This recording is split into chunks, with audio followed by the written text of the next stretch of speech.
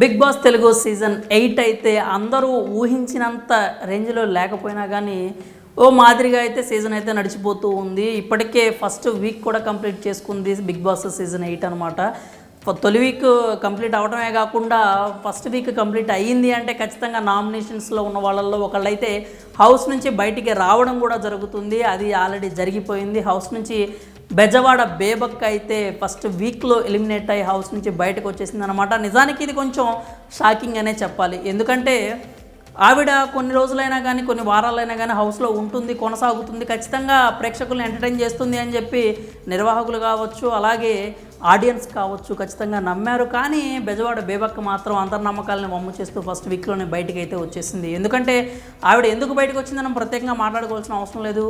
ఆవిడ ఎందుకు బయటకు వచ్చిందో అందరికీ ఒక క్లారిటీ అయితే ఉంది. హౌస్లో ఉన్నన్ని రోజులు ఎంతో యాక్టివ్గా ఉంటుంది, ఎంతో బాగా ఎంటర్టైన్ చేస్తుంది, తన వాయిస్ని తను ఖచ్చితంగా గట్టిగా వినిపిస్తుంది, ఆమె చాలా హైపర్ అని చెప్పి ఏదైతే అనుకున్నారో అక్కడ మాత్రం క్యాలిక్యులేషన్ మిస్ అయిందని చెప్పాలి, మిస్ ఫైర్ అయిందనే చెప్పాలి. ఎందుకంటే ఆవిడ హౌస్లోకి వచ్చిన తర్వాత చాలా అంటే చాలా సౌమ్యంగా, చాలా నెమ్మదిగా, తను ఏదనుకున్నా కానీ స్ట్రైట్గా చెప్పకపోవడం, చెప్పలేకపోవడం, చెప్పడానికి ప్రయత్నించకపోవడం, అలాగే తనని ఎవరైనా ఒక మాట అన్నా కూడా అంటే ఊరికే అట్లా క్షమించేసేయటం, వాళ్ళ పాపన వాళ్ళే పోతారులే అన్న ఒక ధోరణిలో అయితే ఆవిడ ప్రవర్తన కనిపించింది. కానీ బిగ్ బాస్ హౌస్లో అలా వదిలేస్తూ పోతే మనకి మనుగడ ఉండదు అని బెజవాడ బేబక్క విషయంలో కాదు అంటే మరొకసారి రుజువైందనమాట.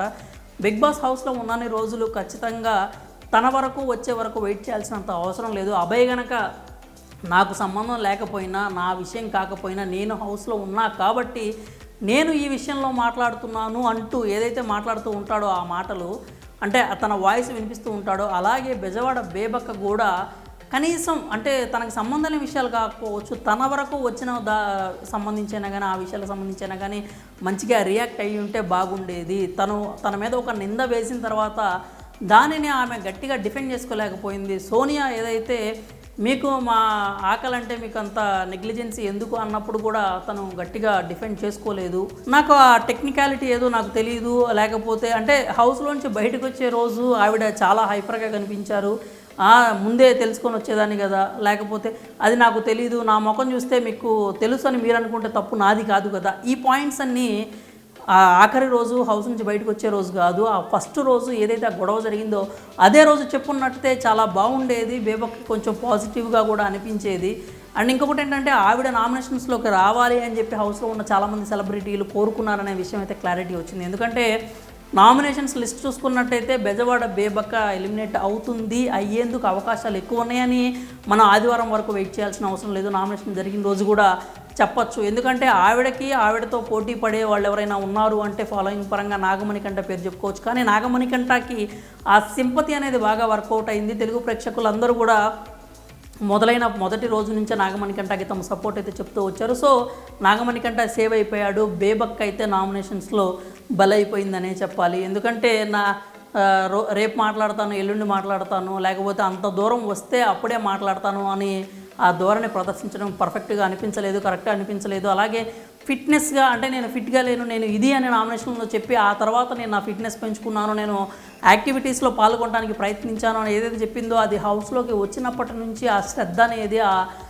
పార్టిసిపేషన్ అనేది, అలాగే ఆ యాక్టివ్నెస్ అనేది ఉన్నట్టయితే ఇంకా బాగుండేది. తను ఏదైతే జోక్స్ తన మాటలకి అభిమానులు ఉన్నారో ఆ మాటలే బిగ్ బాస్ హౌస్లో కొరవడ్డాయి అని అయితే మనకి స్పష్టంగా అర్థమైపోయింది.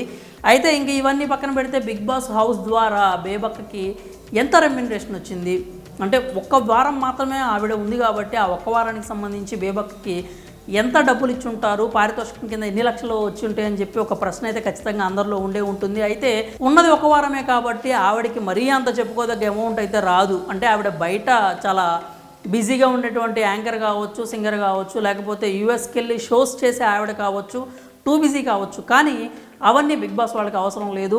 ఆమె వచ్చేటప్పుడు ఎంతైతే రెమ్యునరేషన్ వారానికి మాట్లాడుకొని వస్తుందో ఆ రెమ్యునరేషన్ మాత్రమే ఇస్తారు.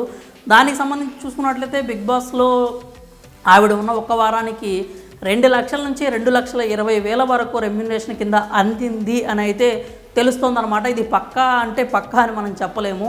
ప్రస్తుతానికి ఉన్న సమాచారం ప్రకారం బయట వస్తున్న లీకులను బట్టి చూసుకుంటే సోషల్ మీడియాలో బేబక్క రెమ్యునరేషన్ అయితే 2 లక్షల నుంచి 2,20,000 వరకు ఉంటుంది అని చెప్తున్నారు. ఆ 2 లక్షలు కూడా ఆవిడకి షాపింగ్ కావచ్చు, లేకపోతే బయట అయితే వాళ్ళని పిఆర్ లాంటి వాళ్ళని మెయింటైన్ చేయడానికి వాళ్ళకు కూడా సరిపోయి ఉండదు. మరి బిగ్ బాస్ పరంగా తనైతే నేను కొన్ని మెమరీస్ తీసుకొని బయటకు వెళ్తున్నాను అందే, నిజానికి ఆ మెమరీస్ మాత్రమే మిగులుతాయి. పారితోషికం కింద వచ్చి ఆ 2 లక్షలు అయితే ఖచ్చితంగా మిగిలే అవకాశం లేదు. అంతకుమించి ఎదురే తను పెట్టుకోవాల్సిన పరిస్థితి అయితే ఉండే ఉంటుంది ఖచ్చితంగా. అది రాబోయే ఇంటర్వ్యూస్లో మనకు ఖచ్చితంగా ఆవిడ ఆ మనసులోని మాట అయితే బయట పెడుతుంది.